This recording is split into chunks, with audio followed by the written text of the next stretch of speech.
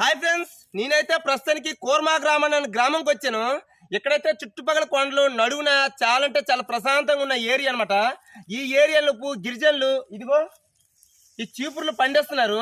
చాలా అంటే చాలా తక్కువ రేటుకి ఇచ్చేస్తున్నారు. అసలు వాళ్ళకి గిట్టుబాటు ధర ఎలాగా మిగులుతుందో నాకైతే తెలియదు, కానీ కేజీ కట్ట అంట 40 రూపాయలు 30 రూపాయలు అంట. అదే కేజీ కట్ట 4 చీపుర్లు అవుతాయి. ఒక చీపురు 70 రూపాయలు 80 రూపాయలు మార్కెట్లో అమ్ముతున్నారు.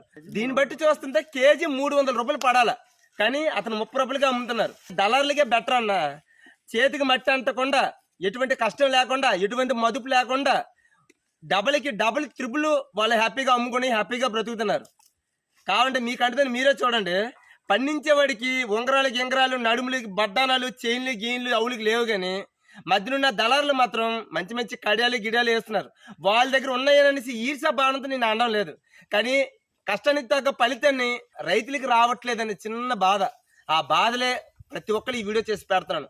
ఎందుకో తెలుసా, మీరు పండించే సీపు నుండి తినే ఫుడ్ వరకు ప్రతి ఒక్కటి రైతుల దగ్గర వచ్చినవే, కానీ ఆ సంపద అనేది రైతుల దగ్గర రాదు, దళాల దగ్గర అయిపోతున్నాయి. అది అలా ఉంటది రైతులు పడే బాధ కష్టాలు. ఏదేమైనా సరే రైతుల కష్టాలు చెప్పుకోవడం వరకే తప్ప రైతుల కష్టాలు గట్టెక్కే రోజు ఎప్పటికీ రాదు. కానీ మీరు చూస్తూ ఉండండి, ఏదో ఒక రోజు రైతులు వ్యవసాయాన్ని అన్ని వదిలేసి ఏదో ఒక రోజు మీలాగే కూలి పనులకో ఏదో పని చేసుకుని వెళ్ళిపోతే అప్పుడు ప్రతి ఒక్కరు తెలిసి వస్తుంది రైతుల తల్లి విలువేయటం అనేసి.